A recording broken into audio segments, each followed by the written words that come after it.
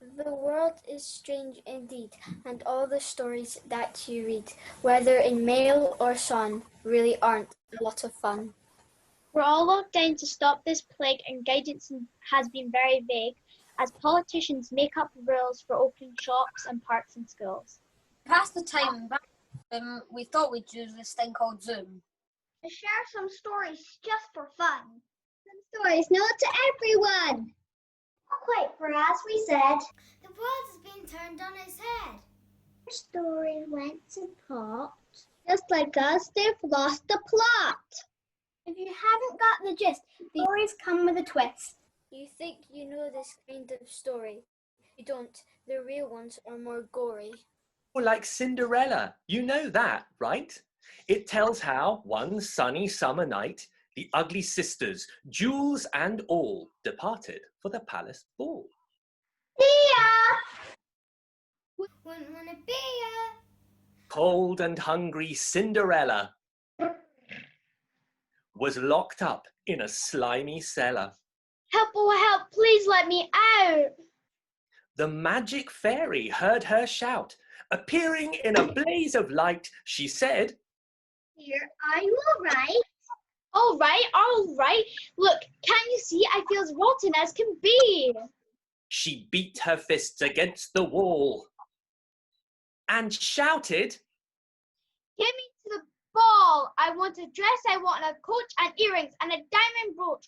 Done up like that, I'll guarantee the handsome prince will fall for me. The fairy said. I'm gonna tick. She gave her wand a mighty flick.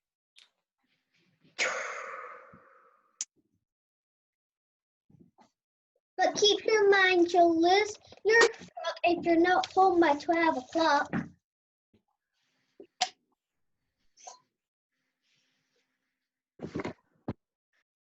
It made the ugly sisters wince. See her laughing with the prince. Then midnight struck. Bong, bong, bong, bong, bong, bong, bong, bong, bong, bong, bong, bong.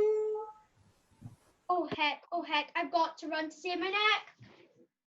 No, Owl's attack. Don't go, please. Where can I find you? Where? She's lost a shoe upon the stair. The girl this slipper fits. He cried. Tomorrow morn shall be my bride. Then, rather carelessly, I fear, the prince went off to have a beer.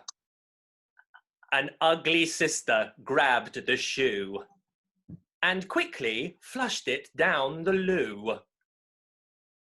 And in its place, she quickly put the slipper from her own right foot. Next day, in town, the tension grew. Who is the owner of the shoe? The shoe looks very long and very wide. Dainty Foot got lost inside. Now came the ugly sister's go. She tried it on. The prince screamed. No! But she screamed. Whoopee! So now you've got to marry me. Oh, Princey Pooh, you've made a vow. There's no way you can back out now. Off with her head. The prince roared back. I'll chop it off with one big whack. This pleased the prince. He smiled and said, She's prettier without her head. Next. Then up came sister number 2. I think that I will try the shoe.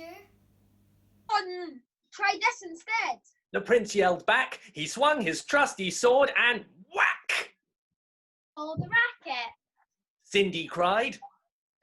Mind your own bins. The prince replied. Oh, my heart. It's torn to shreds. My dashing princess chopped off heads. How can I marry anyone who does that sort of thing for fun? Oh, what's it got to do with you? I think I'll chop off your head too. Just then, all in a blaze of light, the magic fairy came in sight. Her magic wand went swoosh and swish.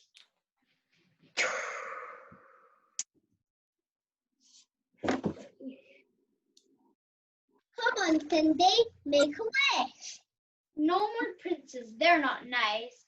Oh, fairy, I'll take your advice. Then just wish for a decent man. They're hard to find. Do you think you can? Within a minute, Cinderella was married to a lovely fella. A simple man from Perth who played the bagpipes in his stock of trade. Our house was filled with songs and laughter, and forever, ever after. We are happy. More or less. Unlike the fairy tale princess, poor Snow White, you've heard of her, how dismal for Snow White things were. For when her mother up and died, the king, her father, up and cried.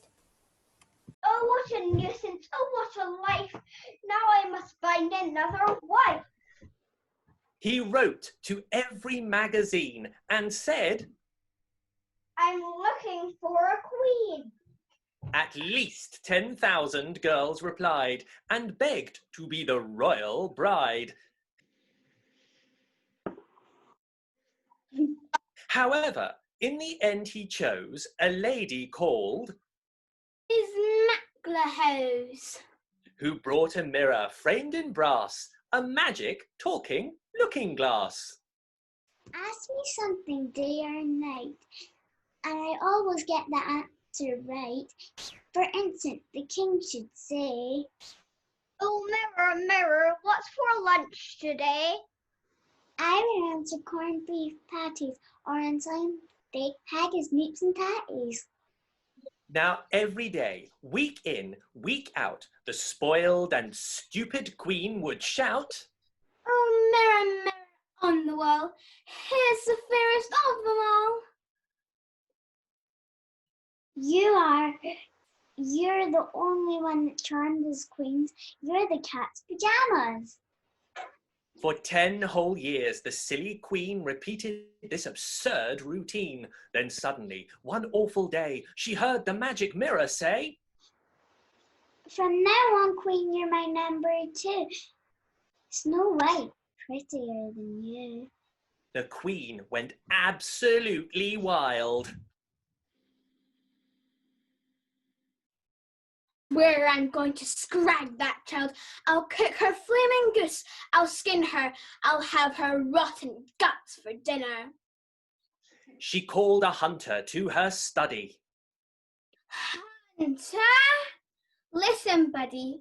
You drag that filthy girl outside. You see, you take her for a ride. You must select her ribs apart and bring me back her bleeding heart. No, no, no, no, no. Ha ha. You'll not escape. I'm far too strong. Oh, spare me, please, I've done no wrong. The hunter's heart began to flutter. It melted like a pound of butter. Okay, just beat it, kid. And you can bet your life she did. Later, the hunter made a stop at the local butcher's shop. I'm afraid you'll have to wait outside. It's only one customer in at a time. And the shop face coverings are now mandatory. Thank you. Quite right. And bought, for safety's sake, a bullock's heart and one nice steak. Oh, Majesty, oh, Queen. The rotten little girl has died, and just to prove I didn't cheat, I've brought you along these bits of meat. Then, and this is the disgusting part, the queen sat down and ate the heart. Num, num, num, num. While all this was going on, oh where had Snow White gone? She'd gone and got a job unpaid as general cook and parlour maid with 7 funny little men. Ex-horse race jockeys, all of them, These 7 men, though awfully nice, were guilty of one shocking vice. They squandered all of their resources at the racetrack backing horses. When they hadn't backed a winner, none of them got any dinner. Listen up, you guys. Look here. I think I've got a great idea. Just leave it to me, okay? And no more gambling till I say. That night, when it was very late, she slipped him through the palace gate. She tiptoed through the mighty hall and grabbed the mirror off the wall. Guys, ask it what you wish to know. Go on, 7, have a go. Oh, Mila. Mila, please don't joke. Each one of us is stone broke. Which horse will win tomorrow's race? The Perth race course. The Gold Cup Steeple Chase. That's an easy one. I know. The horse's name is Mistletoe. They went to the races and, of course, for once, they backed the winning horse. Each dwarf and Snow White got a share, and each was soon a millionaire. Each and every time a winner. Each day a feast of treats for dinner. Candy, cake, ice cream galore, unlike the wolf who lived next door. It's so unfair, you know, I feel. I deserve one decent meal. I'll go on knock on Grandma's door. When Grandma opened it, she saw... Hello, Sonny. She saw... Those sharp white teeth. The happy grin. Those fearsome claws.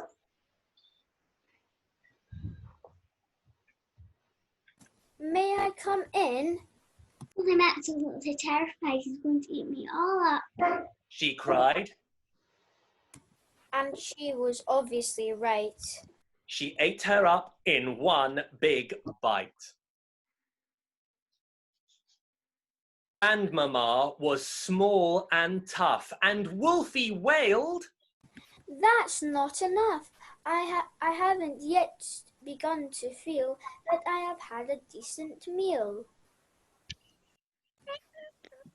She ran around the kitchen yelping. I've got to have a second helping. In came the little girl in red. She stopped. She stared. And then she said, What great big ears you have, Grandma. All the better to hear with you. What great big eyes you have, Grandma. All the better to see with you. Wolf sat there watching her and smiled and thought, I'm going to eat this child. But Grandma, what a lovely great big furry coat you have on.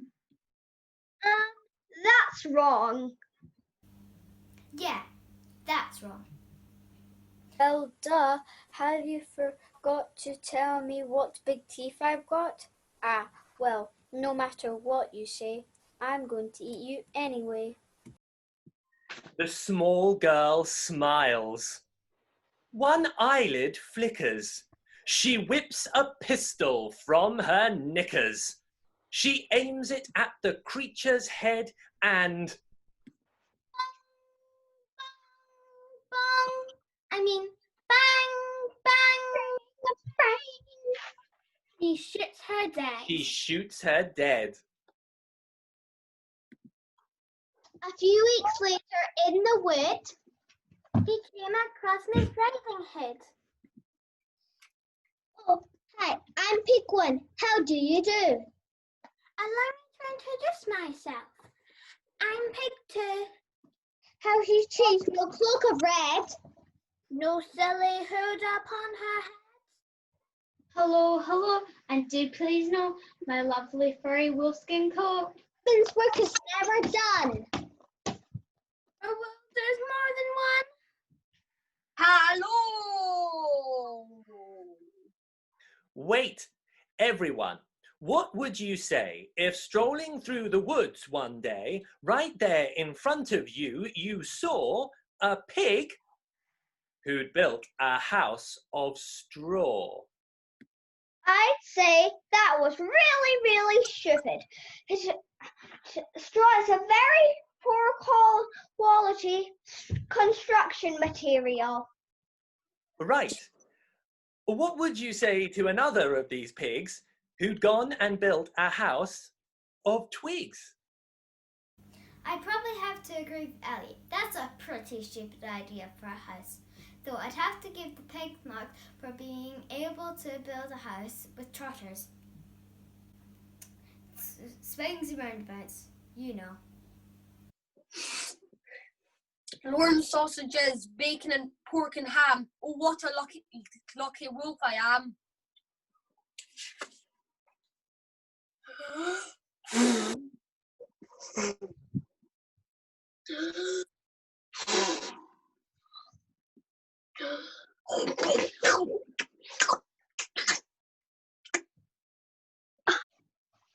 Did you see little pigs inside? But still I am not satisfied. So, creeping quietly as a mouse, the wolf approached another house, a house which also had inside a little piggy trying to hide. But this one, piggy number 3, was bright and brainy as could be. No straw for me, no twigs or sticks. This pig has built his house of bricks. You'll not get me, you mangy mutt. I'll eat you up, blow down your hut. You're going to have a lot of puff, and I don't think you've got enough.